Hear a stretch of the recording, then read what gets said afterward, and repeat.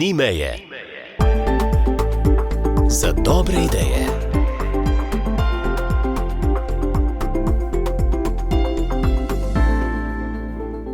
Prijazen pozdrav. Ste že slišali, da je 24. april slovenski dan brez zavržene hrane.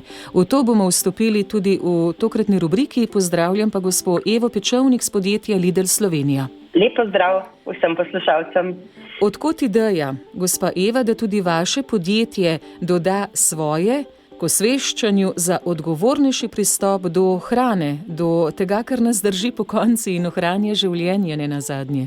Ja, odpadna hrana je v bistvu že vrsto let del Lidlove trajnostne strategije, ki je skladna tudi s poslovno strategijo in tudi v njej imamo opredeljeno v okviru varstva virov, da si prizadevamo za odpadno hrano, ki v resnici nastaja tudi pri nas.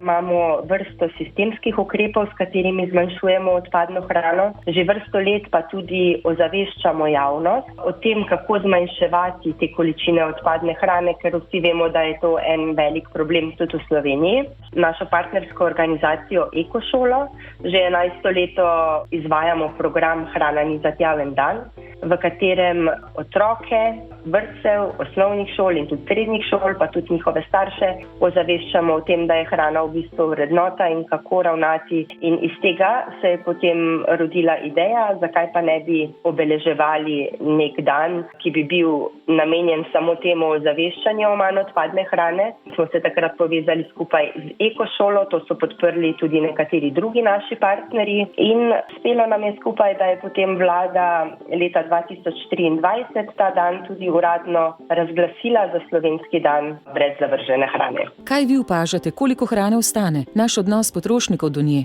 Tudi čim bolj sistemsko naročamo, tako da vendarle v trgovinah čim bolj zmanjšujemo in optimiziramo te količine hrane, tudi recimo potem znižamo hrano tik pred iztekom roka trajanja.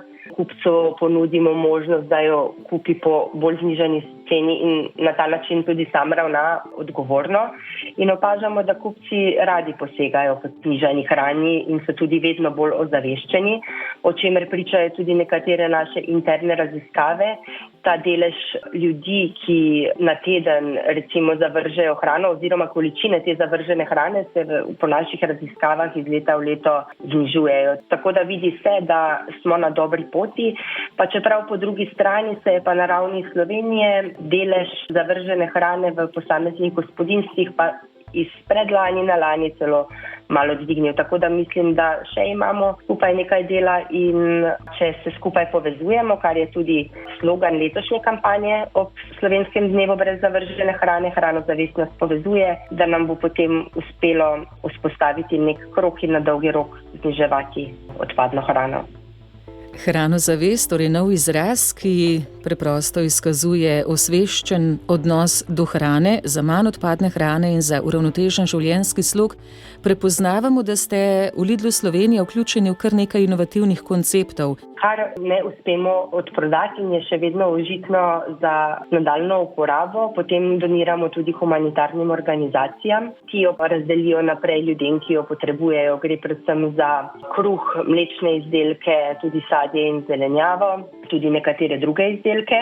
Naš partner pri tem pobiranju viškov hrane je tudi mini tovarna, to je inovativni koncept predelovalnega obrata, ki pobira viške hrane, kjer se ne uspejo prodati, se pravi v Lidlu in tudi pri nekaterih kmetih in drugih partnerjih, in iz tega ustvarjajo okusne obroke za skupnost, se potem tudi prodajajo v Zavodu Pod strehco, ki je tudi na neke vrste socialna kuhinja, in na ta način tudi zapiramo ta krog in zanko, da potem ta hrana, ki bi sicer postala višek oziroma odpad, dobi novo priložnost. Omenila sem tudi enega izmed številnih projektov Ministrstva za kmetijstvo, gozdarstvo in prehrano, že omenjeni dnevnik, zmanjšati vsaj za polovico količine odpadne hrane. Partnerji, s kom ste tudi v tem projektu Slovenski dan brez zavržene hrane? Tako Ministrstvo za okolje, podnebje in energijo, kot tudi Ministrstvo za kmetijstvo, gozdarstvo in prehrano. Obe ministrstvi sta imeli velik doprinos tudi pri tem, da je tudi vlada razglasila ta dan kot vseslovenski.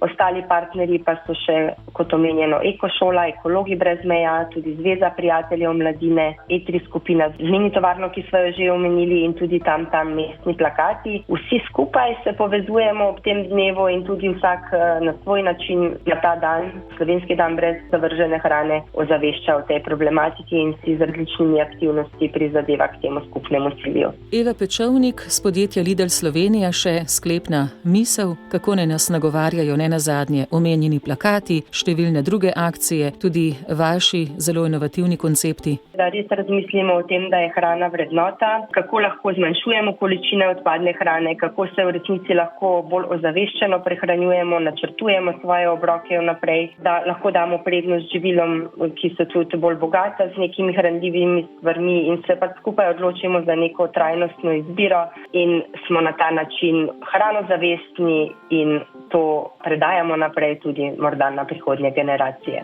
Hvala lepa za pogovor in uspešno delo. Hvala tudi vam. Tako Eva Pečovnik z podjetja Lidl Slovenija. Ste postali pozorni ob izrazu hranozavest? Cilj je, da bi tudi ta izraz postal del pogovornega jezika, da bi ga upeljali tudi v slovar slovenskega knjižnega jezika. Skrajni čas, če le pomislimo, da povprečno Slovenec na leto zavrže skoraj 80 kg hrane. Bodimo hranozavestni, torej ne samo danes, ko je dan brez zavržene hrane v Sloveniji, ampak sleherni dan.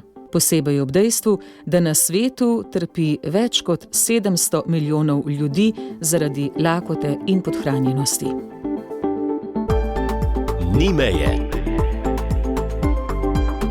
za dobre ideje.